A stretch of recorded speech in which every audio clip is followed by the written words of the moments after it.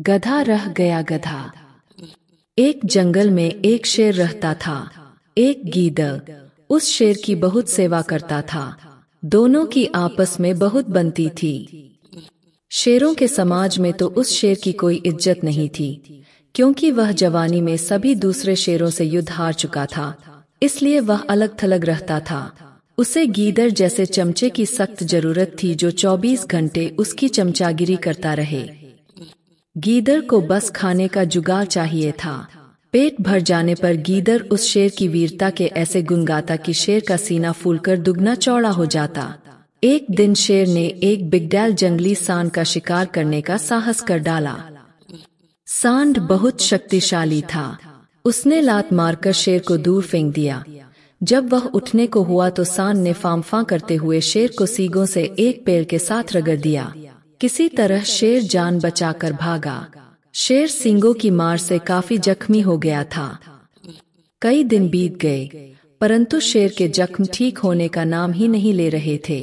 ऐसी हालत में वह शिकार नहीं कर सकता था, और अपने दम पर शिकार करना गीदड़ के बस की बात नहीं थी। दोनों के भूखों मरने की नौबत आ गई। शेर को यह भी भय था कि खाने का जुगाड़ समाप्त होने के कारण गीदड़ उसका साथ न छोड़ जाए। शेर ने एक दिन गीदड़ से कहा, देख, जख्मों के कारण मैं दौड़ नहीं सकता। शिकार कैसे करूं? तू जाकर किसी बेवकूफ जानवर को बातों में फंसाकर यहाँ ला। मैं उस झाड़ी में छिपा रहूंगा। गीदड़ को भी शेर की बात जंच गई। वह किसी मूर्ख जानवर की तलाश में घूमता घूमता एक कस्बे के बाहर नदी घाट पर पहुंचा। वहां उसे एक मरियलसा गधा घास पर मुंह मारता नजर आया। वह शक्ल से ही बेवकूफ लग रहा था।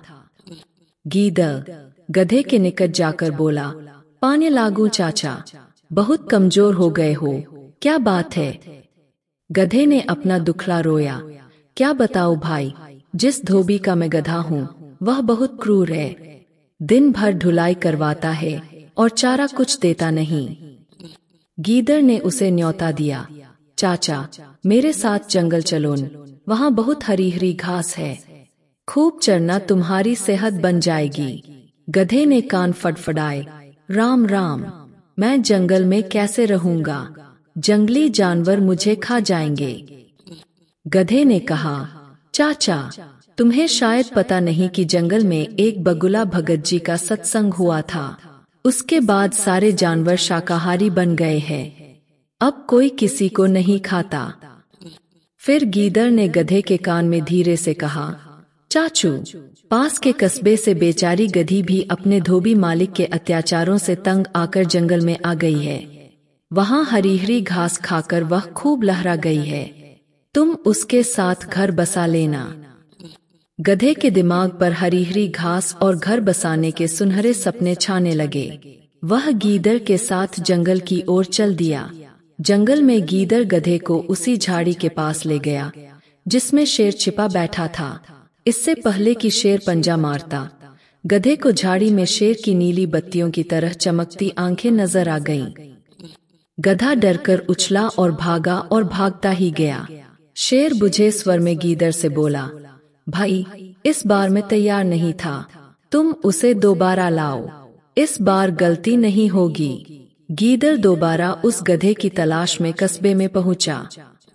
गधे को देखते ही गीदड़ बोला, चाचा, तुमने तो मेरी नाक ही कटवा दी। तुम अपनी दुल्हन से डरकर भाग गए। उस झाड़ी में मुझे दो चमकती आंखें दिखाई दी थी, जैसे शेर की होती है। मैं भागता न तो क्या करता? गधे ने शिकायत की।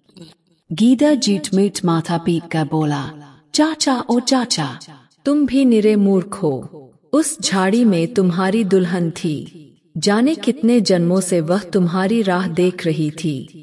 तुम्हें देखकर उसकी आंखें चमक उठी तो तुमने उसे शेर समझ लिया। गधा बहुत लज्जित हुआ। गीदड़ की चाल भरी बातें ही ऐसी थी। गधा फिर उसके साथ चल पड़ा।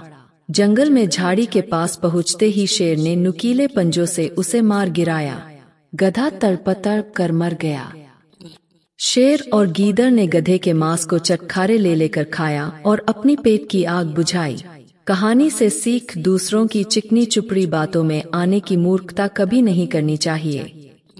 तो दोस्तों, मुझे विश्वास है कि आपको यह कहानी अवश्य पसंद आई होगी। ऐसे ही रोचक कहानियों के लिए हमारे चैनल हिंदी कहानियाँ को जरूर सब्सक्राइब करें। साथ ही इस वीडियो को लाइक करना ना भूलें। धन्यवाद।